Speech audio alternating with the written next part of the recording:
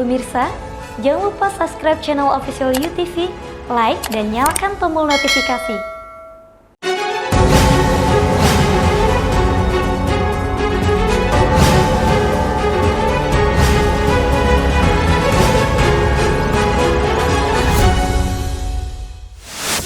Unit Jatan Ras Satreskrim Polresta Barelang menangkap Kiki, residivis kasus pencurian dengan pemberatan atau curat yang telah beraksi di sejumlah tempat di Batam. Seorang santri dari pondok pesantren di Kabupaten Bintan, Kepulauan Riau tewas di tempat usai terlindas truk di Jalan Kampung Rejo, Kecamatan Bintan Timur. Tim SAR Gabungan Kabupaten Natuna melakukan pertolongan medis kepada ABK MV True Merit berbendera Barbados, Amerika Utara yang mengalami sakit. Halo pemirsa, kita berjumpa dalam program Unews. Program ini memberikan informasi bermakna kepada Anda mengenai sejumlah peristiwa menarik di tanah air. Bersama saya, Yulia Dwi Tari, dan inilah Unews selengkapnya. Unit Jatan Ras Satreskrim Polresta Barelang menangkap Kiki, residivis kasus pencurian dan pemberatan atau curat yang beraksi di sejumlah tempat di Batam, Kepulauan Riau. Pria 31 tahun ini terpaksa dihadiahi timah panas di bagian kaki lantaran mencoba melarikan diri saat hendak ditangkap. Inilah Kiki, pelaku kasus pencurian yang merupakan residivis kambuhan saat digiring tim Jatan Ras Satreskrim Polresta Barelang. Berdasarkan hasil pemeriksaan, tersangka diketahui telah melakukan aksi pencurian dengan modus pecah kaca mobil di kawasan Botania, Batam Kota 7 Desember 2021 lalu. Aksi tersangka melakukan pencurian sebelumnya dilaporkan oleh korban kepada pihak kepolisian. Tersangka berhasil diringkus dari penyelidikan rekaman CCTV di lokasi kejadian. Kepada petugas, tersangka mengaku telah melancarkan aksi kriminal tersebut sebanyak 5 kali. Dari tangan tersangka, petugas juga menyita telepon seluler, laptop, dan sepeda motor sebagai barang bukti. Tersangka juga diketahui baru menghirup udara bebas usai menjalani hukuman penjara dalam kasus serupa. Kapolresta Barelang Komisaris Besar Polisi Nugroho Trinuryanto mengatakan, tersangka kerap melakukan aksinya di daerah yang sepi dan minim pengawasan, di mana modusnya tersangka memecahkan kaca mobil korban dan mengambil harta benda yang ada di dalam kendaraan. Pasar Botania, 1 Kecamatan Batam Kota. Jadi, tersangka tindak pidana pencurian dengan pemberatan.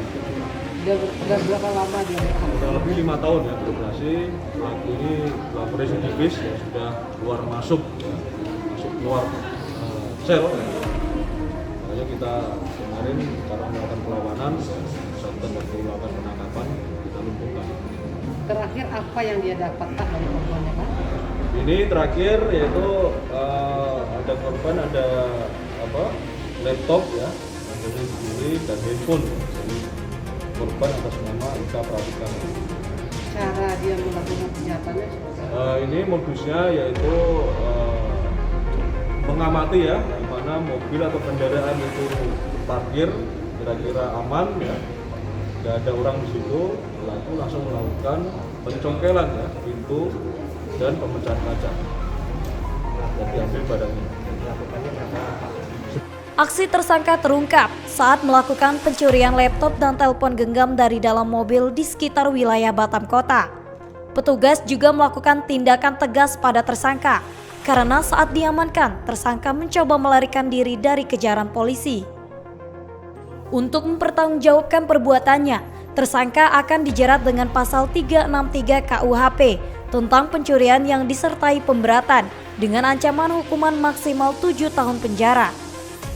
Dari Batam, Kepulauan Riau, Panca Nugraha, UTV mengabarkan. Saudara, seorang santri dari pondok pesantren di Kabupaten Bintan, Kepulauan Riau tewas di tempat usai terlindas truk di Jalan Kampung Rejo, Kecamatan Bintan Timur, Sabtu pagi. Korban terjatuh dari motor dan terpental ke jalan saat berboncengan bersama temannya. Seorang santri di Kabupaten Bintan tewas di tempat setelah terlindas truk di Jalan Kampung Bangun Rejo, Kelurahan Gunung Lengkuas, Bintan Timur, Sabtu kemarin. Kepala Unit Lalu Lintas Polsek Bintan Timur Ibtu Jul Ilham mengatakan, peristiwa itu terjadi Sabtu pagi. Saat itu, korban bersama 3 rekannya berboncengan menggunakan sepeda motor. 4 santri yang berasal dari salah satu pesantren di Bintan tersebut mengalami kecelakaan tunggal. Setelah terjatuh, salah satu korban terpental ke jalan, lalu terlindas mobil truk yang sedang melintas. Korban berinisial MK berusia 16 tahun, warga Kampung Bugis, Tanjung Pinang. Sementara 3 rekannya mengalami luka ringan. Pelajar pesantren 4 orang ya, dari kendaraan 1 motor, boncengan berempat. Saat di jalan mereka yang mengendarai hilang keseimbangan atau yang mengerem, menurut transaksi ini ya, mengerem, oleng, mereka terjatuh. Yang satu ini yang korban yang meninggal ini terpelanting. Menurut kesaksian ada lori yang lewat melindas. Dari Bintan, Kepulauan Riau, Andri Dwi Sasmito, UTV mengabarkan. Kantor Pencarian dan Pertolongan Bersama Satgas COVID-19 dan Tim SAR Gabungan Kabupaten Natuna, Kepulauan Riau melakukan pertolongan medis kepada anak buah kapal MV Trumerin berbendera Barbados, Amerika Utara yang mengalami sakit. Usai diperiksa menggunakan tes uap antigen, ABK tersebut dinyatakan positif COVID-19 dan diminta untuk melakukan isolasi mandiri di atas kapal. Kapal MV Trumerin ini diketahui membawa 20 orang awak kapal yang terdiri dari kapten dan beberapa kru kapal. 1 dari 22 orang awak kapal ini didapati menderita sakit usai melakukan perjalanan dari Singapura, dan saat berlayar di perairan Natuna, kapal asing tersebut meminta bantuan kepada tim SAR pusat. Kepala Kantor Pencarian dan Pertolongan Natuna, Mexianus Bekabel mengatakan, pihaknya semula mendapatkan kabar bahwa ada ABK kapal asing yang membutuhkan pertolongan medis karena menderita sakit demam dan sesak nafas. Mendapat informasi tersebut, pihaknya langsung berkoordinasi dengan tim Satgas COVID-19 dan TNI Polri untuk menangani hal tersebut. ABK kapal ini kemudian diberi bantuan obat-obatan dan tabung oksigen. Kondisi ABK daripada kapal MV Marine tersebut teridentifikasi 1 positif dan 2-nya gejala, sehingga karena kondisi daripada wilayah Natuna, Kabupaten Natuna untuk alat medisnya masih minim, sehingga kami arahkan untuk kapal tersebut tetap melanjutkan perjalanan dan yang teridentifikasi COVID tersebut untuk diisolasi. Dan dari pemerintah daerah Kabupaten Natuna juga membantu 1 tabung alat oksigen untuk bisa digunakan di atas kapal tersebut untuk korban. Sementara itu, Kepala Karantina Kesehatan Pelabuhan KKP Ranai Hiskia mengatakan, usai melakukan pengecekan atau tes uap antigen pada ABK tersebut, hasilnya dinyatakan positif COVID-19. Ia menduga ABK tersebut tertular COVID-19 saat berlabuh di Singapura. Melihat kondisi tersebut, ia mengaku tidak membenarkan ABK tersebut untuk dibawa ke daratan Natuna. Hal tersebut dilakukan guna mengantisipasi penambahan kasus COVID-19. Seperti yang kita ketahui, untuk Kepulauan Riau ini yang tempat evakuasi yang tersedia itu hanya ada di Tanjung Pinang dan Batam. Jadi ya berhubung dengan situasi ya di tempat yang layak lah, daripada nanti di sini sama aja kan. Dari Natuna, Muhammad Nurman, UTV mengabarkan. Kementerian Kesehatan belum memberikan izin bagi penerima vaksin COVID-19 jenis Pfizer dosis pertama dan dosis kedua untuk menerima vaksin booster karena jangka waktu vaksin dosis kedua Pfizer belum sampai 6 bulan. Kementerian Kesehatan belum memberikan izin penggunaan vaksinasi booster bagi penerima vaksin COVID-19 jenis Pfizer dosis pertama dan dosis kedua karena jangka waktu vaksin dosis kedua belum sampai 6 bulan. Penerima vaksinasi booster bagi warga yang divaksinasi pada periode bulan Januari hingga Juni 2021. Untuk warga yang divaksin AstraZeneca dosis pertama dan kedua akan diberikan vaksin Moderna setengah dosis atau vaksin Pfizer setengah dosis. Sementara itu, untuk penerima dosis pertama dan kedua vaksin Sinovac, diberikan 2 alternatif vaksin booster. Pertama, akan diberikan vaksin booster Pfizer setengah dosis atau diberikan vaksin booster AstraZeneca setengah dosis. Nanti kita akan tentunya mengeluarkan regimen baru berdasarkan data-data atau informasi-informasi, termasuk juga regimen untuk dosis ketiga yang menerima suntikan Pfizer 2 dosis. Program pemberian vaksin booster diberikan pada daerah yang memenuhi syarat, yakni kabupaten atau kota yang sudah tercapai cakupan dosis pertama, minimal 70% dan cakupan dosis pertama lansia minimal 60%. Vaksin booster diprioritaskan untuk lansia dan usia lebih dari 18 tahun. Bagi masyarakat yang memenuhi persyaratan, maka tiket vaksin akan dikirimkan melalui aplikasi Peduli Lindungi. Apabila tiket tidak tersedia, maka dapat langsung menuju gerai vaksinasi dengan membawa KTP dan sertifikat penerima vaksin primer atau dosis pertama dan kedua. Dari Jakarta, Kantor Berita Antara, UTV mengabarkan. Pemerintah akan memberikan bantuan penyertaan modal kepada 7 BUMN sebesar 38,48 triliun rupiah di tahun 2022. Penyertaan modal ini difokuskan untuk mendukung kelanjutan infrastruktur nasional. Pemerintah akan memberikan penyertaan modal negara atau PMN kepada 7 badan usaha milik negara atau BUMN sebesar 38,48 triliun rupiah di tahun 2022. Penyertaan modal difokuskan untuk mendukung kelanjutan infrastruktur transportasi, ketenaga listrikan, pembiayaan perumahan bagi masyarakat berpenghasilan rendah, serta mendukung penjaminan proyek infrastruktur nasional. Adapun 7 BUMN yang bakal menerima penyertaan bantuan modal tersebut adalah PT Waskita Karya, PT PII, PT SMF, PT Adikarya, PT Hutama Karya, Perum Perumnas, serta PT PLN.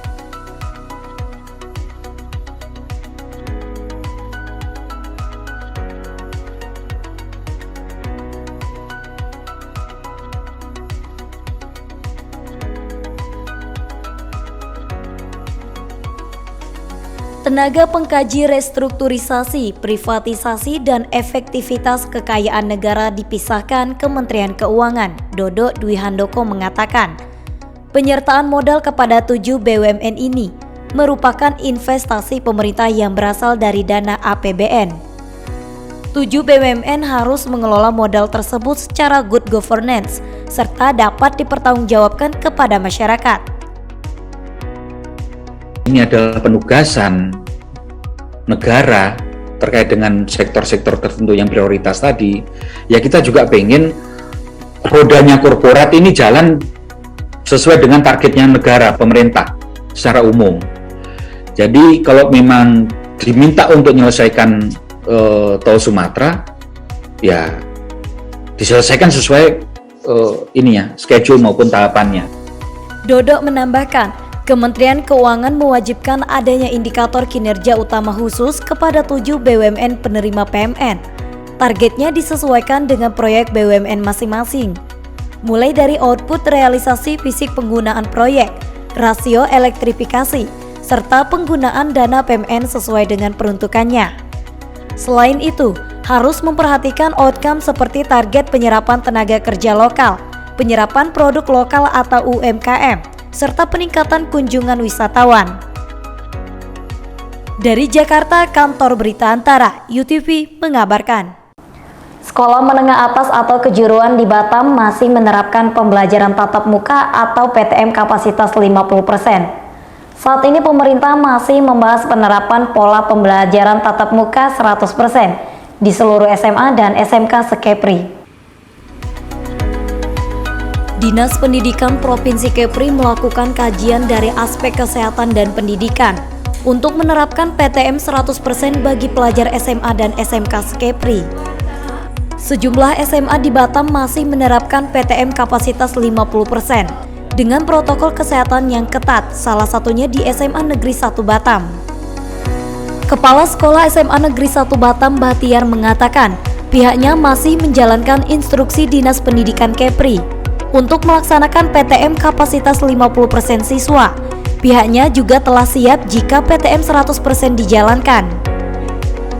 Bahtiar menjelaskan, SMA Negeri 1 Batam juga melangsungkan pembelajaran secara daring dan tatap muka dengan pembagian shift. Kita masih mengikuti anjuran atau perintah dari Dinas Pendidikan Provinsi Kepri bahwa kita masih melaksanakan PTM-nya dalam kondisi 50%. Untuk di SMA 1 sendiri sistemnya kayak gimana Pak pelaksanaan PTM? Ya, kita masih mengisi kelas-kelas itu, tiap kelas itu 50% dari jumlah total siswa yang ada. Bahtiar berharap PTM 100% segera diberlakukan, mengingat kasus COVID-19 di Batam terus melandai. Selain itu, status PPKM di Kepri telah mengalami penurunan level menjadi PPKM level 1. Dari Batam, Kepulauan Riau, Panca Nugraha, UTV mengabarkan. Saudara, Pantai Dangas di Kecamatan Sekupang, Batam selalu ramai dikunjungi warga setiap akhir pekan. Tiket masuk yang relatif murah membuat pantai ini jadi alternatif untuk menghabiskan waktu bersama keluarga atau sekedar mengisi hari libur sambil bersantai. Saat akhir pekan, destinasi wisata pantai menjadi pilihan bagi masyarakat untuk berlibur bersama keluarga. Seperti di Pantai Dangas yang terletak di Patam Lestari, Kecamatan Sekupang, Batam ini. Destinasi yang memiliki bibir pantai berkelok, serta bebatuan tersebut selalu ramai dikunjungi warga. Destinasi wisata Pantai Dangas menjadi alternatif bagi masyarakat yang ingin berekreasi. Cukup membayar tiket masuk Rp15.000 per orang. Pengunjung sudah dapat menikmati suasana pantai dan berenang bersama anak-anak. Pengelola menyediakan berbagai fasilitas pendukung seperti ayunan, kano, serta perahu karet bagi pengunjung yang ingin merasakan sensasi mendayung ke tengah pantai. Pengelola juga menyediakan gazebo untuk bersantai bersama keluarga dengan harga sewa Rp150.000. Salah satu pengunjung Lika mengatakan, dirinya sengaja datang ke Pantai Dangas karena dekat dengan tempat tinggalnya. Selain ekonomis, juga dekat dari rumah kan, jadi saya biasa bawa anak-anak datang kemari. Biasanya kalau di sini hari apa ya? Biasanya kalau hari-hari biasa itu kan sepi, jadi kami carinya yang rame-rame. Jadi weekend biasanya kami kesini. Oh, sering main pantai ya? Bukan sering lagi karena deket kan, juga ekonomis, jadi ya sering kesini aja. Bagi Anda yang ingin berlibur akhir pekan, Pantai Dangas dapat menjadi alternatif liburan bersama keluarga. Dari Batam, Kepulauan Riau, Panca Nugraha, UTV mengabarkan. Pegiat sepak bola Kecamatan Bunguran, Kabupaten Natuna, Kepulauan Riau menggelar turnamen sepak bola Bunguran Cup 2022. Ajang yang resmi dimulai 15 Januari tersebut diikuti 17 kesebelasan dari dalam dan luar Bunguran. Saudara-saudara, tendangan diambil oleh Bapak Jarmin, tidak berhasil. Turnamen Bunguran Cup 2022 rencananya dilaksanakan selama sebulan yang dimulai Sabtu 15 Januari 2021. Total peserta 71 tim dari berbagai wilayah di Natuna. Turnamen yang diselenggarakan di lapangan sepak bola Tunas Harapan Baru Bunguran Timur ini, selain bagian dari upaya meningkatkan prestasi, juga dijadikan ajang silaturahmi sesama pencinta sepak bola di wilayah itu. Ya, ini kan dari penggiat sepak bola yang sudah lama haus dengan kegiatan seperti ini. Akhirnya dari kayak Bos Simon, sponsor utama kami itu kan ada rencana membuka turnamen, cuma belum ada izin waktu itu. Akhirnya seiring berjalan waktu dengan rapat dan apa sambil menampung dengan tim panitia, akhirnya keluar izin. Sayed mengatakan penyelenggaraan turnamen sepak bola ini menerapkan protokol kesehatan COVID-19. Panitia memberikan syarat bagi tim yang ikut bertanding, seluruh pemainnya harus sudah divaksin. Syed berharap Bunguran Cup 2022 bisa mengobati kerinduan masyarakat untuk menyaksikan langsung turnamen olahraga yang sempat terhenti karena COVID-19. Kegiatan ini bagus, luar biasa. Ini bagian daripada tarkam kegiatan masyarakat, turnamen masyarakat.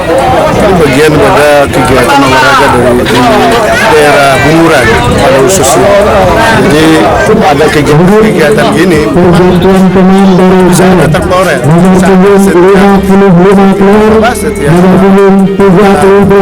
atau setiap 3 bulan sekali. Bagus kegiatan ini luar. Dari Natuna, Kepulauan Riau, Muhammad Nurman, UTV mengabarkan. Penjualan perlengkapan peribadatan umat Buddha di sejumlah toko di kawasan Penuhin, Kecamatan Lubuk Baja, Batam masih sepi pembeli, termasuk hiolo atau tempat dupa yang biasanya diburu sepekan menjelang perayaan Imlek. Bagi warga Tionghoa yang beragama Buddha dan aliran kepercayaan Konghucu, dalam peribadatannya identik dengan dupa yang diletakkan di atas hiolo atau biasa disebut dengan tempat dupa. Saat perayaan Imlek, warga Tionghoa memiliki tradisi mengganti atau membersihkan benda tersebut. Hiolo terbuat dari 3 jenis bahan, yakni dari tanah, keramik, dan material logam kuningan. Hiolo memiliki beragam motif dan dijual dengan harga yang bervariasi. Untuk yang berbahan keramik diameter 4 cm, biasanya dijual 40 hingga 300 ribu rupiah. Sedangkan yang berbahan logam dijual dengan harga berkisar 400 hingga 2 juta rupiah. Hiolo yang dijual di toko-toko kota Batam didatangkan langsung dari Jakarta dan Medan, sementara dupa yang dijual diproduksi di Tanjung Pinang. Salah satu toko yang menyediakan hiolo adalah Toko Budi Kasih. Pemilik Toko Budi Kasih, Tony, mengatakan, jelang Imlek tahun ini, penjualan hiolo masih terbilang sepi. Biasanya dirinya menjual 50 hingga 100 buah hiolo setiap bulan. Ya turun banyak lah harga ini. Kan? Lalu menjelang Imlek ini kita masih nggak tahu pasti. Biasa orang sembahyang yang nggak harus besar itu kan. Belum ada yang pesan, cuma sekian persen dari tahun kemarin lah, masih belum nampak gerakan pastinya gimana. Tony menambahkan, hiolo biasanya diburu sepekan menjelang perayaan Imlek. Sejumlah toko perlengkapan peribadatan umat Buddha tersebut telah menyediakan stok yang cukup untuk calon pembeli. Dari Batam, Kepulauan Riau, Panca Nugraha, UTV mengabarkan.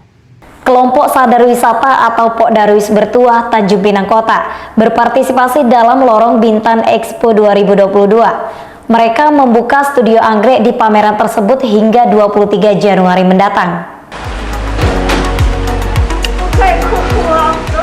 Pok Darwis Bertuah Kelurahan Tanjung Pinang Kota berpartisipasi dalam Lorong Bintan Expo 2022 dengan membuka studio anggrek.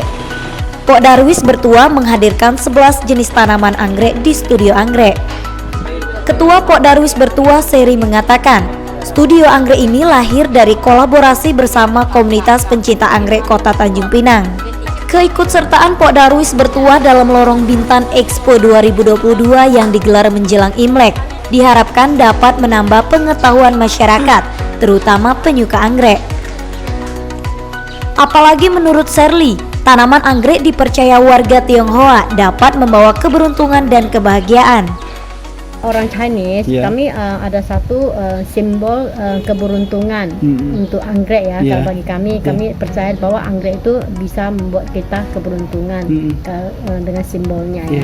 Ya, jadi makanya untuk anggrek, walaupun orang pribumi, orang Chinese, mereka yakin dengan studio anggrek ini menarik minat masyarakat untuk melihat dan menikmati aneka jenis anggrek yang dihadirkan.